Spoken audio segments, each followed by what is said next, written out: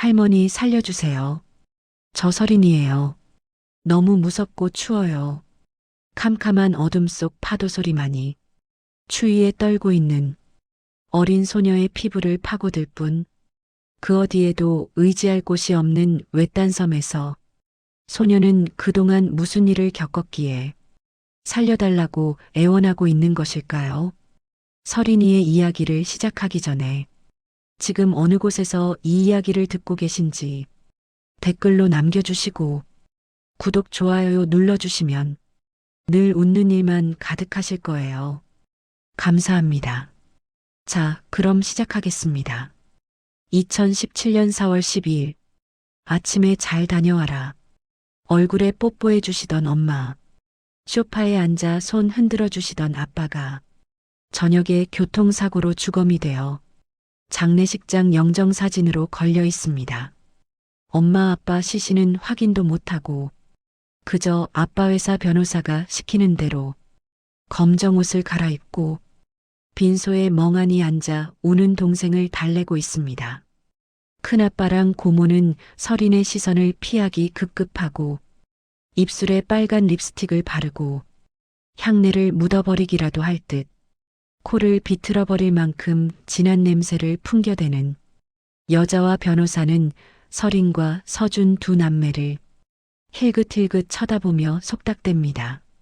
변호사는 가끔 곁에 와서 걱정하지 말란 말을 건네며 어깨를 토닥여주고 갑니다. 밤 늦은 시간 조문객들 사이로 지팡이를 짚고 할머니 한 분이 들어오셨습니다. 한영숙, 설인의 외할머니였습니다. 설이나 서준아, 할머니의 목소리가 떨렸어요. 설이는 할머니를 봤습니다. 10년 만이었어요. 할머니는 많이 늙어 있었습니다. 손이 떨리고 있었어요. 할머니, 설인이 작게 말했습니다. 향을 피우고 국화 한 송이를 올려놓고 할머니가 무릎을 꿇었어요. 할머니가 대성통곡을 합니다. 갑자기 웬 병고란 말이냐? 갑자기 가버리면 이 어린 것들은 어쩌라고. 아이고 세상에. 이게 무슨 일이냐 딸아. 설이는 서럽게 우는 할머니의 어깨를 끌어안았습니다. 할머니, 떨리고 있었습니다. 할머니는 설인과 서준을 안았습니다. 미안해. 할머니가 미안해. 목소리가 흔들렸어요. 할머니가 너희 엄마랑 사이가 안 좋아서 그동안 못 왔단다. 괜찮아요, 할머니. 아니야. 괜찮지 않아. 한참 후 할머니가 설인의 얼굴을 쓰다듬었습니다. 할머니가 너희를 데려가고 싶은데 할머니의 손이 더 떨렸어요. 이 손으로는 너희를 돌볼 수가 없구나. 서준이 할머니의 손을 잡았어요.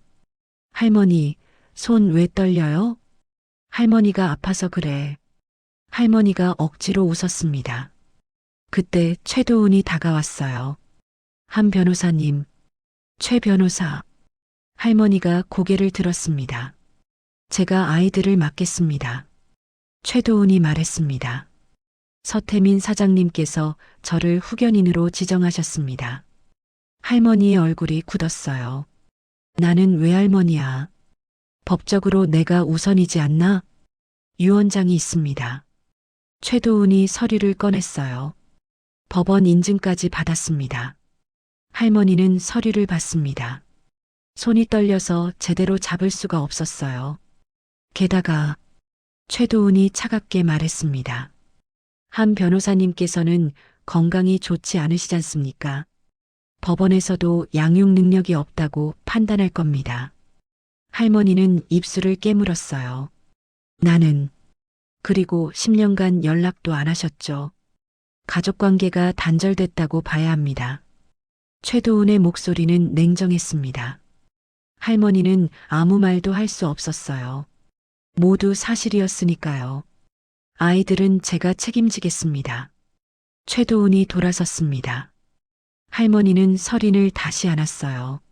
설인아. 할머니가 속삭였습니다. 할머니가 지켜주지 못해서 미안해. 그때 할머니의 손이 서린의 주머니로 갔어요. 무언가를 넣었습니다. 이거, 할머니가 서린의 귀에 대고 말했습니다. 할머니가 변호사 시절 쓰던 거야. 증거를 모을 때 서린의 눈이 커졌어요. 진실은 반드시 기록되어야 한다.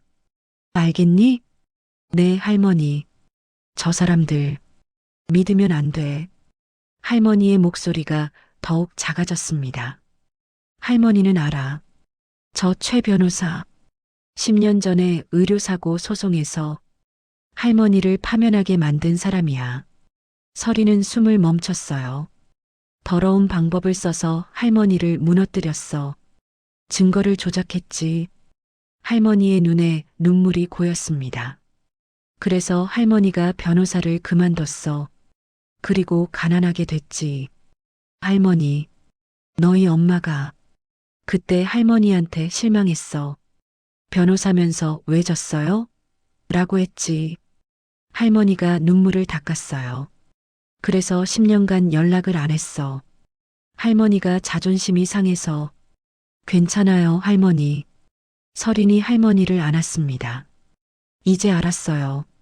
그 사람이 나쁜 사람인 거. 그래. 조심해야 해. 할머니가 서린의 손을 꼭 쥐었어요. 주머니 속 그거. 나비 브로치. 절대 잃어버리면 안 돼. 네. 녹음기야. 할머니가 증거 모을 때 썼던 거. 서린은 고개를 끄덕였어요. 저 사람들이 뭐라고 하는지 다 녹음해. 알겠니? 네, 할머니. 그리고 할머니가 작은 쪽지를 꺼냈어요. 이건 할머니 전화번호야. 나중에 증거가 모이면 연락해. 네. 서린이 쪽지를 받았습니다. 할머니가 못난 할머니지만 변호사는 했으니까 법정에서는 도와줄 수 있어.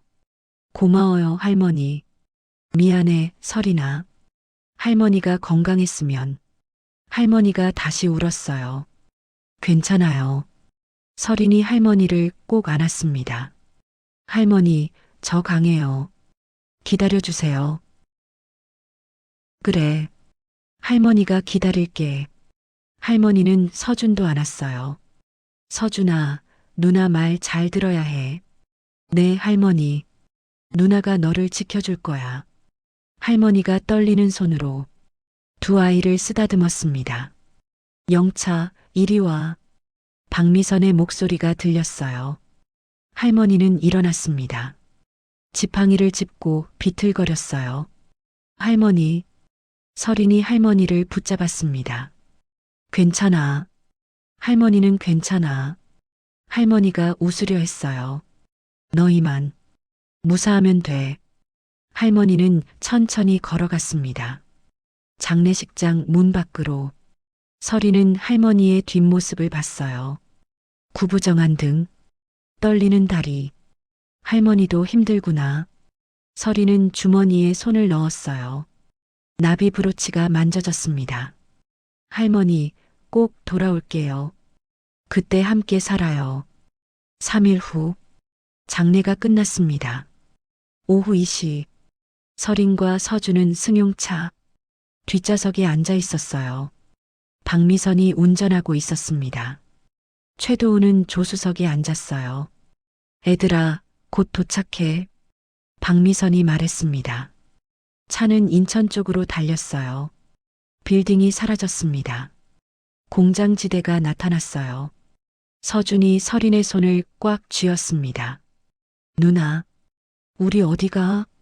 섬이래. 서린이 작게 대답했어요. 섬? 바다 있는데? 응. 서준의 눈이 반짝였어요. 바다 보고 싶었는데. 서린은 웃을 수 없었습니다. 차가 멈췄어요. 인천 연안부두였습니다. 자, 내려. 박미선이 차 문을 열었어요.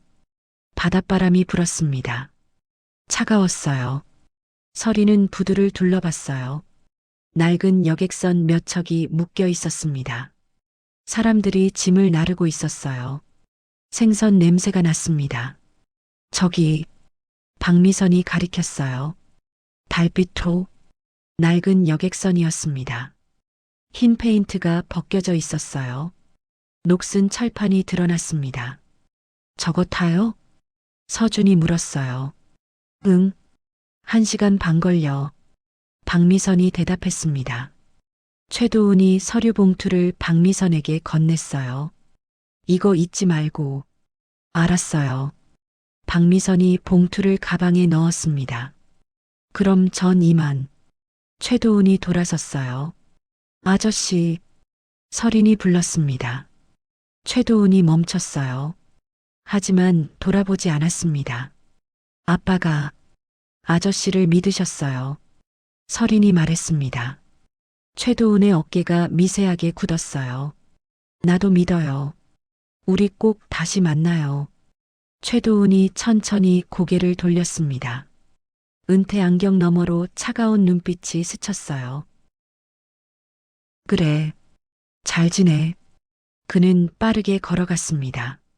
주차장으로 사라졌어요. 타. 박미선이 재촉했습니다. 서리는 서준의 손을 잡고 배에 올랐어요. 좁은 계단이었습니다. 철컹거렸어요. 배 안은 어두웠어요. 낡은 의자들이 줄지어 있었습니다. 서린과 서준은 창가 자리에 앉았어요. 엔진 소리가 울렸습니다. 배가 흔들렸어요. 출항합니다. 선원이 소리쳤습니다. 배가 천천히 움직였어요. 서리는 창밖을 봤습니다. 부두가 멀어졌어요. 인천 항구가 작아졌습니다. 서울 쪽 빌딩들이 희미하게 보였어요. 부모님과 살던 아파트, 그 방향이었습니다. 누나, 서준이 서린의 팔을 잡았어요. 무서워. 괜찮아. 서린이 동생을 안았습니다. 누나가 지켜줄게. 하지만 서린도 무서웠어요. 배는 점점 빨라졌습니다. 육지가 완전히 사라졌어요. 사방이 바다였습니다. 회색 하늘, 회색 바다, 파도가 배를 흔들었어요. 덜컹거렸습니다. 서준이 멀미를 했어요. 의해, 참아, 서준아. 서린이 동생의 등을 쓸어줬습니다. 박미선은 앞쪽에 앉아 휴대폰을 보고 있었어요. 아이들은 신경도 쓰지 않았습니다. 30분이 지났습니다. 서준이 잠들었어요. 서리는 창밖을 계속 봤습니다. 물거품이 일었어요. 갈매기가 울었습니다. 서리는 주머니에 손을 넣었어요. 나비 브로치가 만져졌습니다. 할머니의 말이 떠올랐어요. 진실은 반드시 기록되어야 한다. 서리는 브로치를 꼭 쥐었습니다. 1시간이 더 지났어요. 저기, 누군가 말했습니다. 서린이 고개를 들었어요. 수평선 너머로 뭔가 보였습니다. 작은 점, 점점 커졌어요. 섬이었습니다. 달빛섬, 배가 선착장에 닿았습니다. 뿌뿌 기적 소리가 울렸어요. 도착했다. 내려. 박미선이 일어났습니다. 서리는 서준을 깨웠어요. 서준아, 일어나. 서준이 눈을 비볐습니다. 두 아이는 배에서 내렸어요.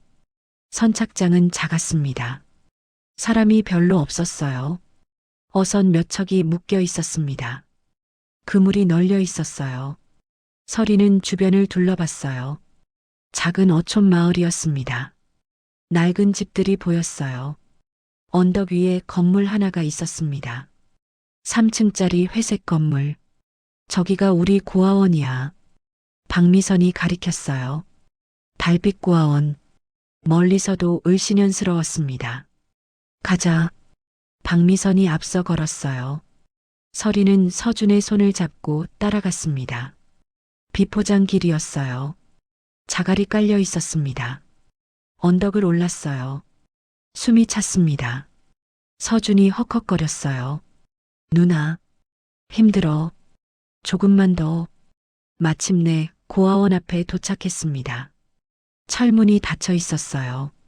박미선이 비밀번호를 눌렀습니다. 비빅. 문이 열렸어요. 들어와.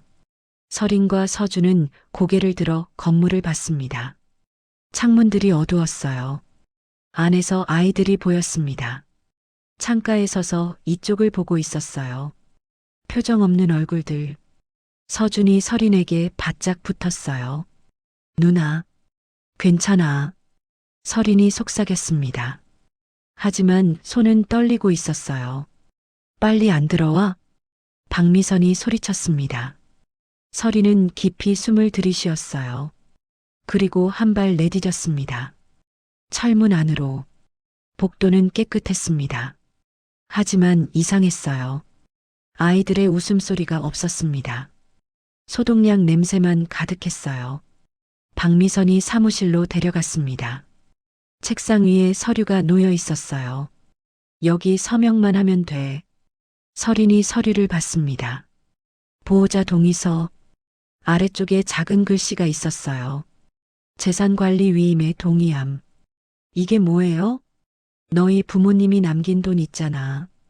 그거 내가 관리해 준다는 거야. 설인은 찜찜했어요. 하지만 거부할 수 없었습니다. 펜을 들었어요. 그때 박미선이 말했습니다. 아, 참. 설인의 손이 멈췄어요. 너희 남매는 따로 지내야 해. 네. 규칙이야. 남자애들은 남자 시설. 서준이는 부산으로 보낼 거야. 안 돼요. 설인이 펜을 떨어뜨렸습니다. 우리 떨어질 수 없어요. 싫으면 둘 다 나가든가. 박미선이 차갑게 말했어요. 설인은 서준을 봤습니다. 서준이 울고 있었어요. 누나, 나 안 가. 설인은 이를 악물었습니다. 그리고 펜을 다시 들었어요. 사인했습니다. 착한 애네. 박미선이 서류를 집어들었습니다. 서준이는 내일 아침 배로 보낼게. 다음 날 아침 6시. 설인과 서준은 다시 부두에 섰습니다. 배가 대기하고 있었어요. 부산행. 올라가. 박미선이 서준을 떠밀었습니다. 누나. 서준이 설인을 봤어요. 눈물이 볼을 타고 흘렀습니다. 괜찮아. 설인이 웃으려 했어요. 하지만 입술이 떨렸습니다. 누나가 꼭 데리러 갈게. 언제? 곧. 설인이 서준의 손을 잡았어요. 조금만 기다려. 약속할게. 정말? 응. 약속? 서준이 배에 올랐습니다. 엔진 소리가 울렸어요. 배가 출발했습니다. 누나, 누나. 서준이 손을 흔들었어요. 설인도 손을 흔들었습니다. 눈물이 났어요. 참을 수 없었습니다. 배가 점점 멀어졌어요. 서준의 모습이 작아졌습니다. 완전히 사라졌어요. 설인은 그 자리에 주저앉았습니다. 일어나. 박미선이 설인의 팔을 잡아 끌었어요. 울지 마. 보기 싫으니까. 설인은 눈물을 닦았습니다. 고개를 들었어요. 바다를 봤습니다. 차가운 바다. 서준아. 속으로 말했습니다. 꼭 데리러 갈게. 꼭. 그날 밤. 설인은 방에 누워 있었습니다. 2평짜리 좁은 방. 창밖으로 파도 소리만 들렸어요. 주머니에서 나비 브로치를 꺼냈습니다. 뒷면에 작은 버튼이 있었어요. 눌러봤습니다. 딸깍. 빨간 불빛이 들어왔어요. 녹음기였습니다. 주머니에서 쪽지가 나왔어요. 할머니의 글씨. 진실은 반드시 기록되어야 한다. 설인은 쪽지를 꼭 쥐었습니다. 자정. 설인은 화장실에 간다는 핑계로 방을 나왔어요. 복도는 어두웠습니다. 하지만 원장실에만 불이 켜져 있었어요. 설인은 조심스럽게 다가갔습니다. 문틈으로 목소리가 새어나왔어요. 최 변호사 확인했어요. 서한테크 집은 30억, 부동산 15억, 총 45억이에요. 박미선의 목소리였습니다. 설인의 심장이 뛰었어요. 서태민 사장이 날 그렇게 믿었는데 후견인 지정까지 해줬잖아. 최도훈이었습니다. 전화 통화 중이었어요. 10년 동안 충성했는데 이 정도 보상은 받아야지. 서리는 숨을 멈췄습니다. 애들은요? 박미선이 물었어요. 성인 될 때까지 10년. 그동안 회사 정리하고 부동산 처분하면 돼. 만약 애들이 눈치채면요? 눈치챌 리 없어. 서린이는 12살이고 서준이는 8살이야. 최도훈이 웃었습니다. 게다가 남매 분리했잖아. 서로 연락도 못하게 하고. 역시 최 변호사는 달라. 내일 은행 가서 유산관리 계좌 만들어. 내 명의로. 서리는 온몸이 얼어붙었어요. 아빠가 믿었던 사람. 그 사람이 배신한 거였습니다. 아, 참. 서린이 그 애가 똑똑하다던데? 괜찮아. 애 아빠가 그러던데 서린이가 말수 적고 소심하대. 겁도 많고. 서린은 주먹을 꽉 쥐었어요. 아빠가 잘못 봤어. 그런 애들은 순종적이야. 걱정 마. 서린은 조용히 뒤로 물러났습니다. 방으로 돌아왔어요.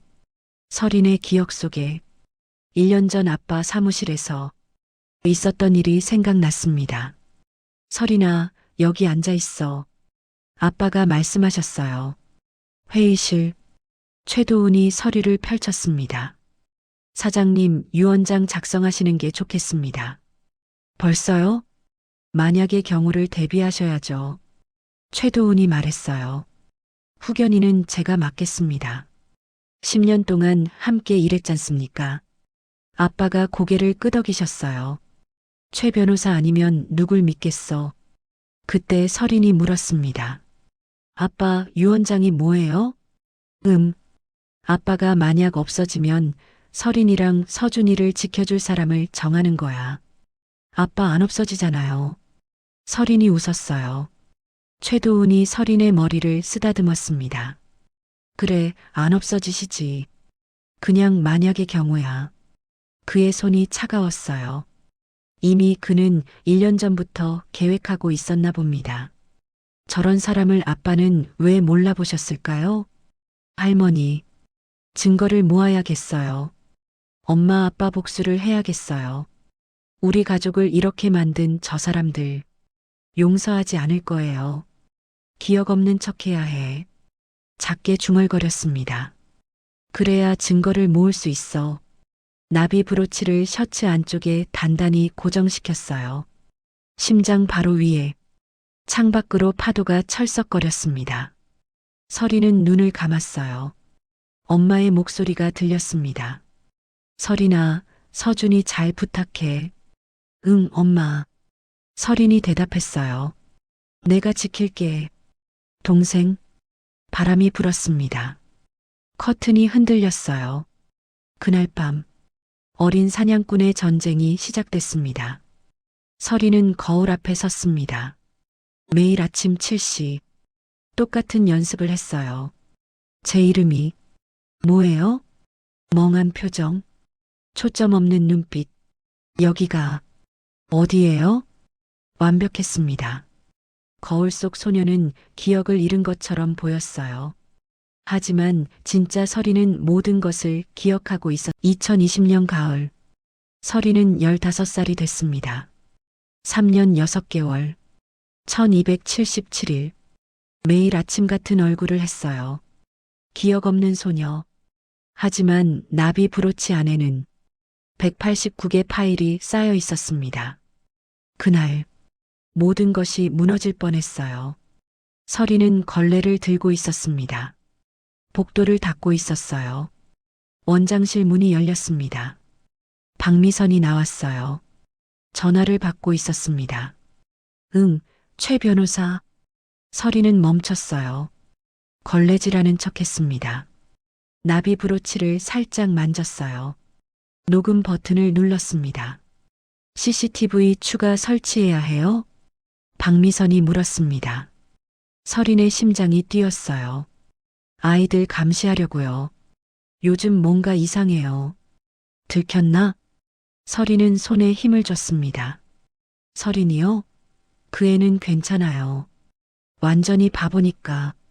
박미선이 비웃었어요. 근데 다른 애들이 수군거려요. 밤에 누가 돌아다닌다고. 서리는 숨을 죽였어요. 알겠어요. 다음 주에 기사 보낼게요. 최도훈이 말했습니다. 복도 3개, 식당 1개, 창고 1개. 전화가 끊어졌어요. 서리는 녹음을 멈췄습니다. CCTV. 다음 주에. 박미선이 서린을 쳐다봤어요. 뭐해? 청소요. 서린이 멍하게 대답했습니다. 박미선은 서린을 한참 봤어요. 의심하는 눈빛이었습니다. 너 요즘 이상해. 네. 밤에 돌아다니니? 아니요. 거짓말하는 거 아니지? 박미선이 다가왔어요.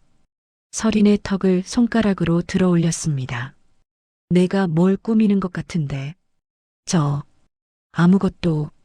서린의 눈은 초점이 없었어요.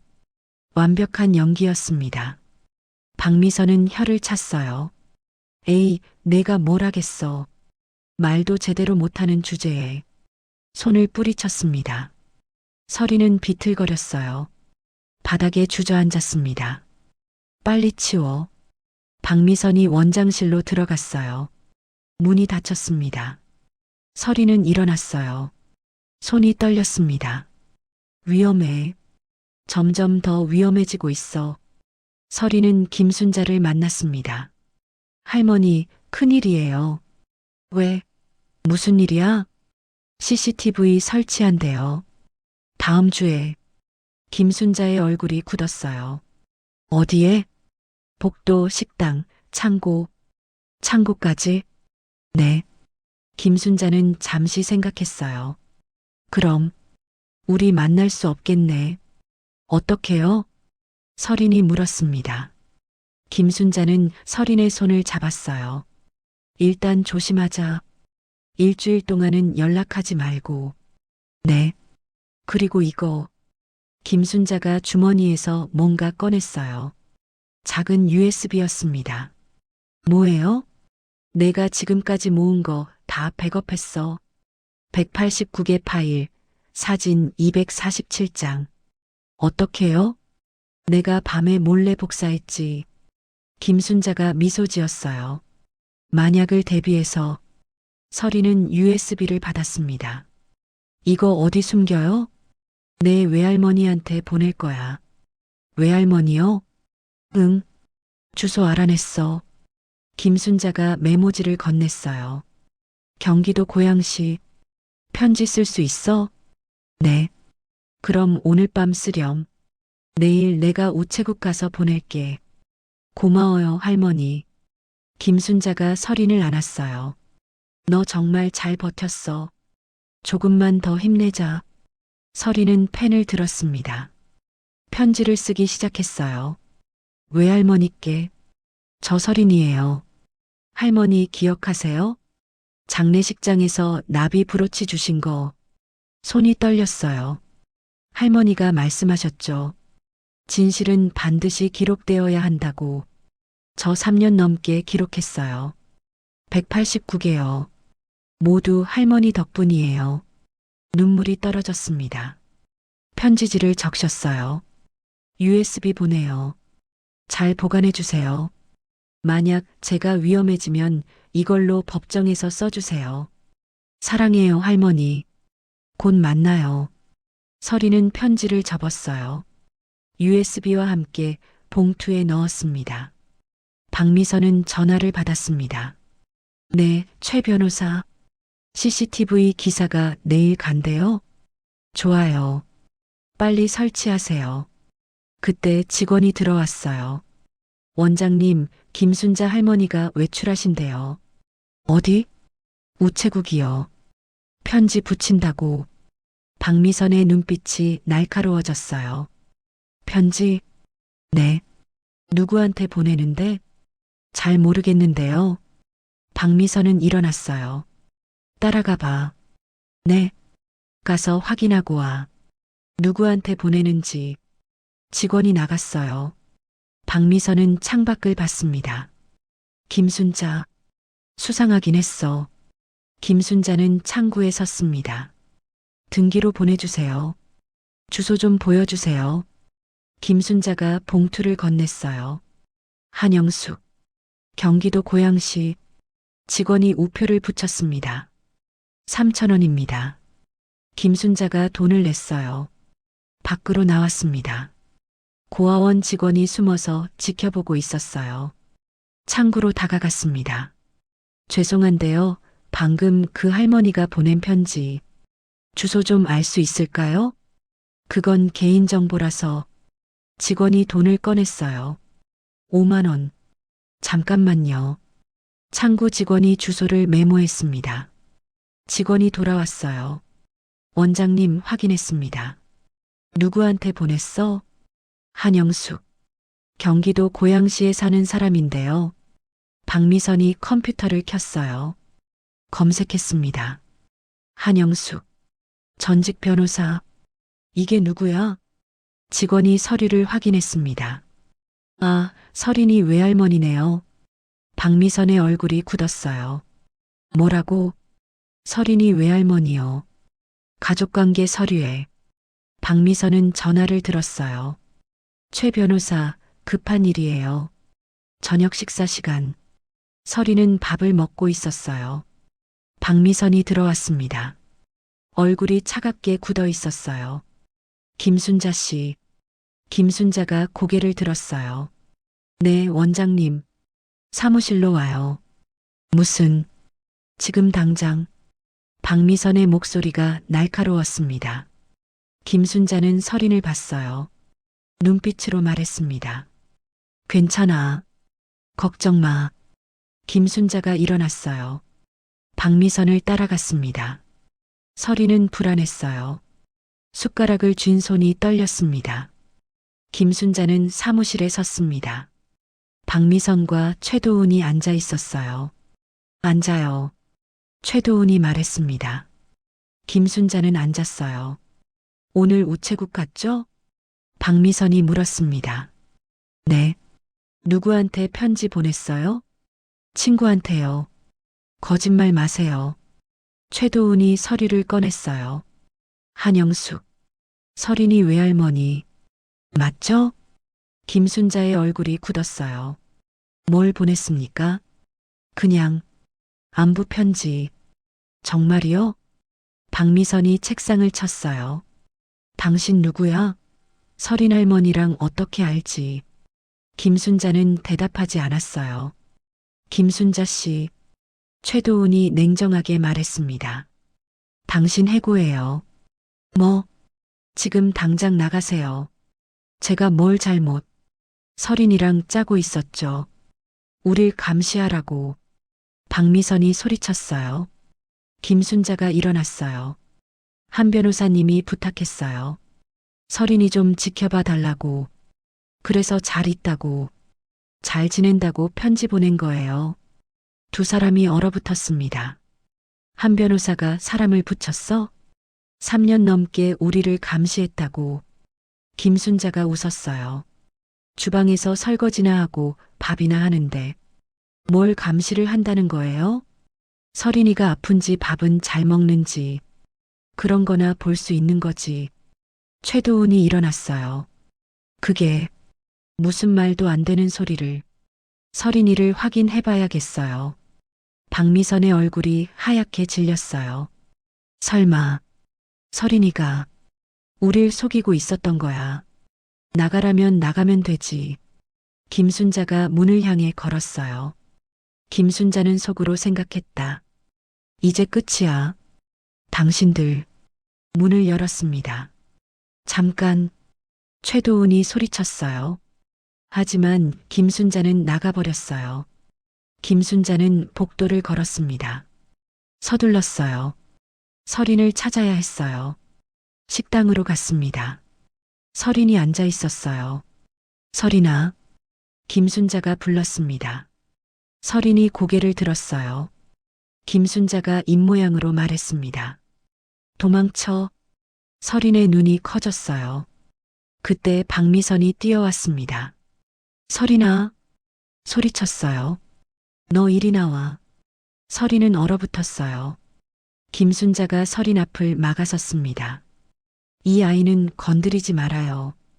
비켜요. 박미선이 김순자를 밀쳤어요. 김순자가 바닥에 넘어졌습니다. 할머니, 서린이 소리쳤어요. 처음으로 또렷한 목소리였습니다. 박미선이 멈췄어요. 할머니 다치셨어요. 뭐라고? 서린이 김순자를 부축했습니다. 박미선의 입이 벌어졌어요. 너, 말을 이렇게 잘해? 서린은 깨달았어요. 실수했다는 것을. 아이들이 모두 쳐다봤습니다. 웅성거렸어요. 서린이가 말했어. 기억 돌아온 거야? 박미선은 서린을 노려봤어요. 너, 날 속였구나. 서린은 일어났습니다. 도망쳐야 했어요. 뛰었습니다. 잡아. 박미선이 소리쳤어요. 직원들이 뛰어왔습니다. 서린은 복도를 달렸어요. 계단을 내려갔습니다. 현관문으로 문을 열었어요. 밖은 어두웠습니다. 비가 내리고 있었어요. 서린은 뛰었습니다. 고아원 밖으로. 뒤에서 소리가 들렸어요. 서린아. 박미선의 목소리였습니다. 서린은 멈추지 않았어요. 어둠 속으로 사라졌습니다. 그날 밤 서린은 파도가 치는 바위 뒤에 숨어 있었습니다. 비에 젖었어요. 춥고 무서웠습니다. 하지만 포기할 수 없었어요. 주머니에서 휴대폰을 꺼냈습니다. 김순자가 준 휴대폰. 한 번호를 눌렀어요. 외할머니. 신호음이 울렸습니다. 한 번, 두 번. 여보세요? 할머니의 목소리였어요. 할머니, 살려주세요. 서린이 떨리는 목소리로 말했습니다. 저, 서린이에요. 서린아, 내가, 할머니, 도와주세요.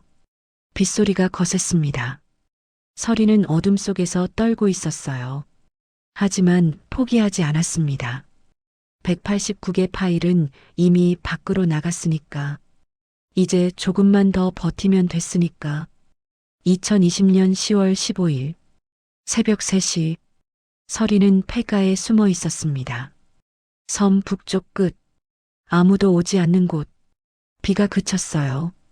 달빛만 차갑게 내렸습니다. 휴대폰이 울렸어요. 서린아, 나야. 이준혁 선생님. 낯선 목소리였습니다. 누구세요? 내 외할머니가 보낸 사람이야.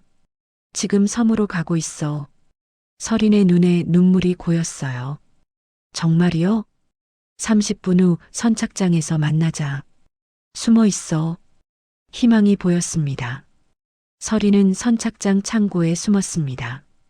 어선 뒤에 몸을 숨겼어요. 바닷바람이 차갑게 불었습니다. 배 한 척이 들어왔어요. 작은 어선이었습니다. 남자가 내렸어요. 20대 후반쯤 보였습니다. 서린아? 작게 불렀어요. 서린은 나왔습니다. 저, 여기요. 이준혁이 서린을 봤어요. 젖은 옷, 떨고 있는 몸. 괜찮아? 네. 빨리 타. 시간 없어. 서린은 배에 올랐습니다. 이준혁이 엔진을 켰어요. 배가 출발했습니다. 서린은 섬을 돌아봤어요. 달빛 고아원이 멀어졌습니다. 3년 6개월. 지옥 같았던 시간. 이제 끝났습니다. 이준혁이 담요를 건넸어요. 덮어. 감기 걸려. 감사합니다. 서린이 담요를 둘렀습니다. 내 외할머니가 연락하셨어. 급하게. 어떻게 선생님을 아세요? 나도 그 사건 관련자야. 이준혁이 말했습니다. 10년 전 내 외할머니 의료사고 소송 있었잖아. 네. 그때 피해자가 내 어머니였어. 서린의 눈이 커졌어요. 내 할머니는 아기가 없었어. 의사가 실수한 거였지. 이준혁이 바다를 봤어요. 근데 최도훈 변호사가 증거를 조작했어. 내 할머니를 범인으로 만들었지. 그래서 어머니는 돌아가셨어. 그리고 난 진실을 알았지. 이준혁의 목소리가 떨렸어요. 10년 동안 최도훈을 찾아다녔어. 복수하려고. 그런데 왜? 내 할머니가 전화했어. 손녀가 위험하다고. 이준혁이 서린을 봤어요. 그리고 내가 모은 증거 이야기를 들었지. 네. 그거면 최도훈을 법정에 세울 수 있어. 10년 묵은 내 복수도. 서린은 고개를 끄덕였어요. 함께 싸우자. 서린아. 이준혁이 손을 내밀었습니다. 서린은 그 손을 잡았어요. 네. 함께요. 외할머니 집. 낡은 빌라 2층. 서린은 3년 반 만에 할머니를 만났습니다. 서린아. 한영숙이 문을 열었어요. 떨리는 손으로 서린을 안았습니다. 할머니. 서린이 울었어요. 참았던 눈물이 터졌습니다. 잘 왔어. 정말 잘 왔어. 할머니도 울었어요. 무서웠지? 많이 무서웠지? 네. 할머니. 두 사람은 한참을 안고 있었습니다. 이준혁이 조용히 문을 닫았어요. 서린은 따뜻한 국을 먹었습니다. 3년 만에 먹는 제대로 된 음식이었어요. 천천히 먹어. 할머니가 등을 쓰다듬었습니다. 2020년 10월 15일 밤 7시 경기도 고양시 외할머니의 작은 빌라. 서린은 책상 위에 놓인 USB를 바라봤습니다. 189개의 녹음 파일, 247장의 사진, 3년 6개월의 기록. 이준혁이 노트북 화면을 가리켰어요. 서린 씨, 증거는 충분합니다. 하지만 문제가 하나 있어요. 그의 목소리가 무겁게 가라앉았습니다. 법정에서 미성년자가 증인으로 서려면 법적 보호자의 동의가 필요해요. 서린의 손이 멈췄습니다. 법적 보호자요? 외할머니 한영숙이 낮게 중얼거렸어요. 태민이 내 아버지 말이다. 아버지가 살아계신 거예요? 서린의 목소리가 떨렸습니다. 이준혁이 파일 하나를 열었어요. 2019년 11월 3일. 원장실에서 통화 내용 녹음. 스피커에서 목소리가 흘러나왔습니다. 그 사람은 파주에 묻어뒀어. 걱정 마. 절대 깨어나지 못할 거야. 서린은 자리에서 벌떡 일어났어요. 파주요? 어디요? 파주에 있는 요양병원과 요양원을 다 뒤졌어. 서태민 환자로 엄청 찾았지. 그린힐 요양병원 여기 계시더라고. 그린힐 요양병원이요? 서린은 가방을 집어들었습니다. 가요. 지금은 면회도 안 되고 내일 아침 일찍 출발하게 얼른 자자. 할머니, 잠이 안 올 것 같아요.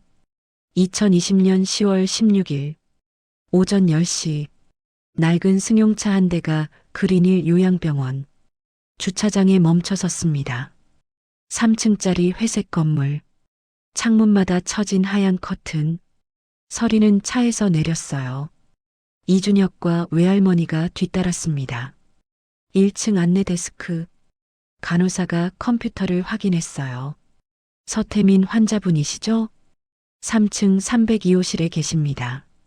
보호자는 누구로 등록돼 있나요? 이준혁이 물었습니다. 간호사가 화면을 읽었어요. 최도훈 변호사님으로 되어 있네요. 3년 전부터 입원 중이시고요. 서린은 엘리베이터를 탔습니다. 외할머니가 그녀의 손을 잡았어요. 손이 떨리고 있었습니다. 3층 복도 302호.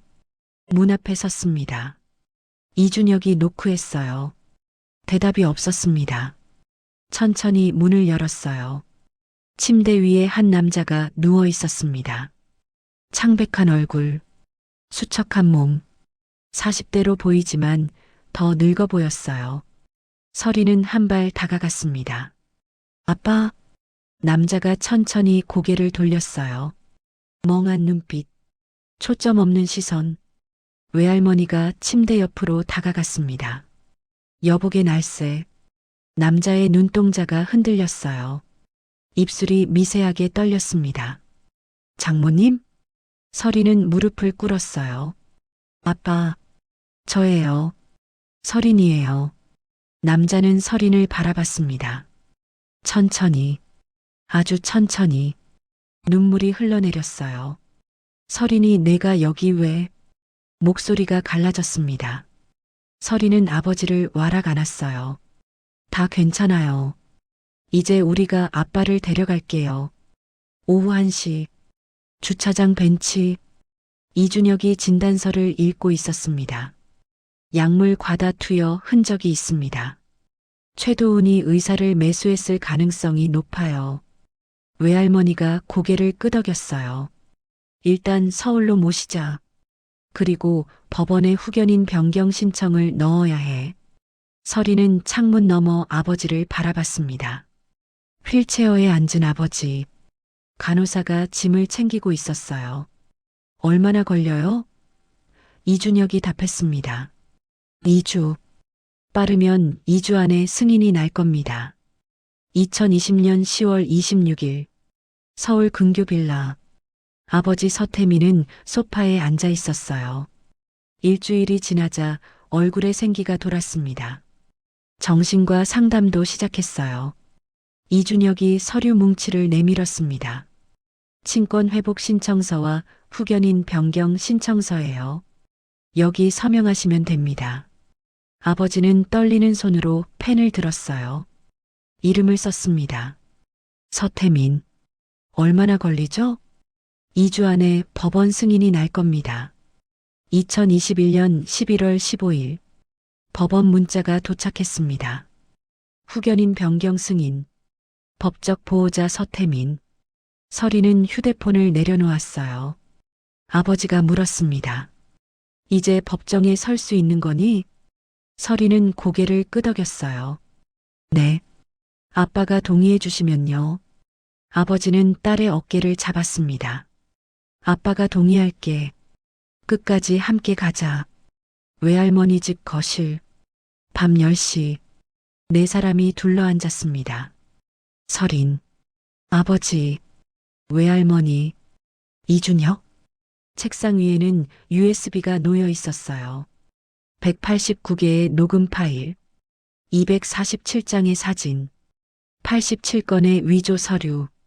이준혁이 노트북을 닫았습니다. 이제 준비됐습니다. 내일 경찰서에 가서 정식 고소장을 제출하겠습니다. 2021년 12월 1일 오전 10시 인천 중부경찰서. 서린, 아버지 서태민, 그리고 이준혁. 세 사람이 경찰서 민원실에 섰어요. 이준혁이 서류 봉투를 내밀었습니다. 고소장 제출하러 왔습니다. 담당 형사가 서류를 펼쳤어요. 피고소인 박미선, 최도훈. 혐의 횡령, 사기, 위조, 아동학대, 감금. 형사가 USB를 받았습니다. 증거 자료입니까? 이준혁이 고개를 끄덕였어요. 189개 녹음 파일, 247장 사진, 87건 위조 서류 스캔본입니다. 형사는 USB를 컴퓨터에 연결했습니다. 파일 목록이 화면에 떴어요. 형사의 표정이 굳었습니다. 이거 전부 증거입니까? 서린이 답했어요. 3년 6개월간 모은 겁니다. 형사는 아버지를 바라봤습니다. 법적 보호자이십니까? 네. 친권자입니다. 형사가 고소장 접수증을 출력했어요. 접수일 2021년 12월 1일. 수사 착수하겠습니다. 연락드리겠습니다. 긴박한 수사 진행. 12월 5일. 경찰이 USB 내용 분석 시작. 12월 6일. 박미선 최도훈 피의자 신문영장 청구. 검찰 송치. 하루하루 컴퓨터로 진행 상황을 확인을 했다. 검사가 구속영장 청구. 12월 13일. 법원이 구속영장 발부. 12월 13일 오후 5시. 외할머니 집. 이준혁의 휴대폰이 울렸어요. 네, 이준혁입니다. 전화를 끊었습니다. 서린을 바라봤어요. 영장 발부됐습니다. 오늘 밤 9시 동시 체포 작전입니다. 서린은 창밖을 바라봤어요. 어두운 하늘, 별이 빛나고 있었습니다. 아버지가 딸의 어깨를 감쌌어요. 이제 끝이 보인다. 서린은 주머니에서 나비 브로치를 꺼냈습니다. 작은 금속 나비, 3년 6개월간 함께한 무기. 네, 이제 끝낼 시간이에요. 2020년 12월 13일 오후 9시 달빛섬 경찰 차량 2대가 고아원 앞에 조용히 멈춰 섰습니다. 사이렌은 꺼져 있었어요. 헤드라이트도 껐습니다. 경찰 5명이 내렸어요. 방탄복 차림, 손에 영장을 들고 있었습니다. 3층 원장실, 창문 틈으로 불빛이 새어나왔어요. 경찰이 고아원 현관문을 열었어요. 복도를 지나 3층으로 올라갔습니다. 원장실 문 앞, 경찰이 노크했어요. 경찰입니다. 문 열어주십시오. 안에서 소리가 들렸습니다. 서류 넘기는 소리, 발걸음 소리, 문이 열렸어요. 박미선이 서 있었습니다. 무슨 일이세요? 목소리가 떨렸습니다. 경찰이 영장을 내밀었어요. 박미선 씨, 구속영장이 발부됐습니다. 횡령, 사기, 위조, 아동학대. 박미선의 얼굴이 하얗게 질렸어요. 아니에요. 오해예요. 저는 아이들을 보호. 경찰이 수갑을 꺼냈습니다. 묵비권을 행사할 수 있습니다. 차가운 금속이 손목을 감쌌어요. 딸각. 박미선의 다리에 힘이 풀렸습니다. 경찰이 부축했어요. 책상 위, 통장 사본, 부동산 계약서, 위조된 서류들이 흩어져 있었어요. 경찰이 서류를 봉투에 담았습니다. 증거물로 압수합니다. 박미선은 창밖을 바라봤어요. 어두운 바다, 파도 소리, 고개를 떨어뜨렸습니다. 서울 강남구 최도훈 법률사무소 23층 고층 건물. 창밖으로 서울 야경이 펼쳐져 있었습니다. 경찰 차량 3대가 건물 앞에 섰어요. 경찰 6명이 로비로 들어갔습니다. 경비원이 막아섰어요. 지금 밤 9시인데요. 무슨 일로 오셨습니까?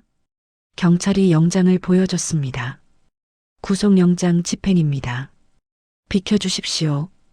엘리베이터가 올라갔습니다. 23층, 불이 켜진 사무실, 23층 사무실 문이 열렸어요. 경찰 6명이 들어왔습니다. 최도훈은 책상 앞에서 서류를 태우고 있었어요. 쓰레기통에 불길이 일었습니다. 경찰입니다. 최도훈 변호사님, 구속영장 집행합니다. 최도훈은 서류를 계속 태웠어요. 천천히, 하나씩. 경찰이 다가갔습니다. 구속영장입니다. 최도훈은 안경을 고쳐 쓰고 영장을 읽었어요. 횡령, 사기, 위조, 직권남용. 그는 씁쓸하게 웃었습니다. 4년이나 걸렸군요. 경찰이 수갑을 채웠습니다. 최도훈은 저항하지 않았어요. 책상이 액자를 바라봤습니다. 정의를 위해라는 문구가 적혀 있었어요. 정의라. 그는 중얼거렸습니다. 경찰이 그를 밖으로 데려갔어요. 사무실 불이 꺼졌습니다. 엘리베이터가 내려갔어요. 1층 로비. 플래시가 터졌습니다. 기자들이 몰려들었어요. 최도훈 변호사님, 한 말씀 해주십시오. 최도훈은 고개를 숙였습니다. 경찰차에 올랐어요.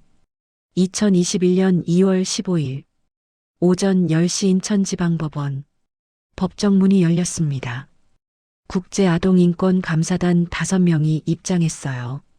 검사와 변호인단이 뒤를 따랐습니다. 방청석이 가득 찼습니다. 기자들, 인권활동가들, 그리고 김순자 할머니. 피고인석 문이 열렸어요. 수갑을 찬 2 사람이 들어왔습니다. 박미선, 최도훈, 박미선은 고개를 숙였어요. 최도훈은 정면을 응시했습니다. 표정은 굳어 있었어요. 방청석에서 웅성거림이 일었습니다. 카메라 셔터 소리가 터졌어요. 판사가 입장했습니다. 기립, 증인석, 16세 설인이 앉아 있었습니다. 교복 차림, 짧게 자른 머리, 고든 자세, 옆자리엔 아버지 서태민이 앉았어요. 그의 손이 딸의 손등을 가볍게 두드렸습니다. 판사가 설인을 바라봤어요. 증인, 신분을 밝혀주시죠. 설인은 천천히 입을 열었습니다. 제 이름은 설인입니다. 2017년 4월 12일, 12살 때 달빛섬 고아원에 보내졌습니다. 판사가 고개를 끄덕였어요. 증거 자료를 제출해 주시죠. 이준혁이 앞으로 나왔습니다. 손에 USB를 들고 있었어요. 법정 서기가 노트북에 연결했습니다. 화면이 켜졌습니다. 파일 목록 녹음 189개, 사진 247장, 위조 서류 스캔 87건, 첫 번째 파일이 재생됐습니다. 2017년 4월 15일, 박미선의 목소리가 흘러나왔어요. 15억이야. 부동산 포함하면 45억. 애들만 조용히 시키면 다 우리 거야. 최도훈의 목소리가 이어졌습니다. 아버지는 파주에 묻어뒀어. 절대 깨어나지 못할 거야. 방청석이 술렁였습니다. 판사가 망치를 두드렸어요. 정숙. 박미선은 두 손으로 얼굴을 가렸습니다. 최도훈의 턱이 경직됐어요. 두 번째 파일. 2017년 4월 14일. 서준이는 부산으로 보냈어. 남매를 떨어뜨려야 말이 안 통하지. 세 번째 파일. 2017년 11월 12일. 통장은 내 명의로 만들었어. 애들 이름으론 아무것도 못해. 파일이 계속 재생됐습니다. 10분, 20분, 30분. 피고인석의 박미선은 고개를 더 깊이 숙였어요. 최도훈의 이마에 땀이 맺혔습니다. 방청석 곳곳에서 한숨이 새어나왔어요. 김순자 할머니가 눈물을 닦았습니다. 검사가 자리에서 일어났습니다. 존경하는 재판장님, 피고인 박미선과 최도훈은 3년 6개월간 미성년자 2명으로부터 15억 원을 횡령했습니다. 학대, 감금, 사기, 위조. 그 모든 범죄를 계획적으로 저질렀습니다. 검사가 설인을 바라봤어요. 증인 설인 양은 3년 6개월 동안 침묵했습니다. 하지만 그 침묵은 포기가 아니었습니다. 그것은 무기였습니다. 검사가 피고인석을 가리켰습니다. 이들은 그 침묵을 무력으로 착각했습니다. 하지만 그 침묵은 칼날이 되어 돌아왔습니다. 존경하는 재판장님, 저 파렴치한 두 사람을 엄벌에 처해 주십시오. 검사가 자리에 앉았습니다. 최도훈이 변호인에게 무언가 속삭였어요. 변호인이 고개를 저었습니다. 최도훈은 눈을 감았어요. 2021년 10월 20일. 같은 법정. 판사가 판결문을 읽기 시작했습니다. 피고인 박미선. 아동복지법 위반, 횡령, 사기, 위조. 징역 12년. 벌금 3억 원. 박미선이 무너졌어요. 변호인이 부축했습니다. 흐느끼는 소리가 법정에 울렸어요. 피고인 최도훈. 횡령, 사기, 위조, 직권남용. 징역 10년. 변호사 자격 영구 박탈. 최도훈은 고개를 떨어뜨렸어요. 주먹을 쥐었다가 풀었습니다. 판사가 계속 읽었습니다. 피해자 설인 서준에게 횡령 금액 15억 원 전액 반환. 정신적 피해 보상금 각이억 원씩 지급. 판사가 망치를 두드렸습니다. 이상 선고를 마칩니다. 교정 직원이 피고인들을 데려갔어요. 박미선은 뒤를 돌아봤습니다. 설인과 눈이 마주쳤어요. 박미선이 입을 열었습니다. 미안. 문이 닫혔습니다. 2021년 12월 서울 근교 작은 빌라 현관문이 열렸어요. 설인과 서준이 학교에서 돌아왔습니다. 거실에선 김순자 할머니가 저녁을 준비하고 있었어요. 된장찌개 냄새가 퍼졌습니다. 다녀왔습니다.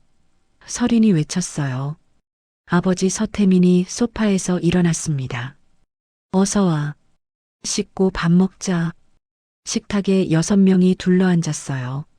설인, 서준, 할머니, 아버지, 김순자 할머니, 이준혁, 밥, 김치, 된장찌개, 계란말이. 평범한 저녁이었습니다. 하지만 그 평범함이 기적이었어요. 서준이 밥을 한 숟가락 떠먹으며 물었어요. 누나, 내일 축구 경기 올 거지? 설인이 웃었습니다. 당연하지. 2022년 5월 2일 서울 근교 공원묘지 벚꽃이 흩날렸습니다. 묘비 앞에 4사람이 섰어요. 서태민 한지영 부부. 설이는 무릎을 꿇었습니다. 엄마, 자주 못 와서 죄송해요. 보고 싶어요. 지금은 잠도 잘 자고 괜찮아졌어요. 서준이 축구공을 내려놓았어요. 엄마가 자랑스러워 하시던 거예요. 아버지 서태민이 두 아이의 어깨를 감쌌습니다. 고생했다. 이제 우리 열심히 살자. 바람이 불었어요. 벚꽃잎이 날렸습니다. 2024년 4월 23일 서울 아동인권박물관 특별 전시 침묵으로 싸운 소녀의 용기. 전시실 중앙 유리관 안에 나비 브로치가 놓여 있었어요. 작은 금속 나비. 3년 6개월간의 증거. 옆 벽면엔 설인의 인터뷰 영상이 재생되고 있었습니다. 침묵은 포기가 아니에요. 때로는 가장 강력한 무기가 됩니다. 관람객들이 유리관 앞에 섰어요. 부모와 함께 온 아이들, 교사들, 사회복지사들. 한 소녀가 유리관을 가만히 바라봤습니다. 엄마가 물었어요. 예쁘지? 소녀가 고개를 끄덕였어요. 저 언니처럼 용감해지고 싶어요. 2025년 봄, 설이는 합격 통지서를 받았습니다. 서울대학교 법과대학. 김순자 할머니가 눈물을 닦았습니다. 잘했다. 정말 잘했어. 설이는 책상 위 원고를 바라봤어요. 제목 나비의 침묵 3년 6개월간의 기록. 출판사에서 연락이 왔습니다. 출간 즉시 베스트셀러 1위 예상됩니다. 책이 나왔어요. 서점 진열대 맨 앞. 신문 일면에 실렸습니다. 소녀의 3년 6개월 침묵이 바꾼 법. 아동학대 범죄의 처벌법에 대한 특례법 개정. 2025년 5월 빌라 작은 정원. 설이는 무릎을 꿇고 흙을 파고 있었어요. 꽃씨를 심었습니다. 나비가 좋아하는 꽃. 해가 따뜻했어요. 바람이 부드러웠습니다. 그때 노란 나비 한 마리가 날아왔어요. 설인의 손등에 살포시 앉았습니다. 설이는 미소 지었어요. 조용히 속삭였습니다. 봄날은 온다. 반드시. 나비가 날개를 펼쳤어요. 하늘로 날아올랐습니다. 지금까지 함께 해주셔서 감사합니다. 행복한 하루 되세요.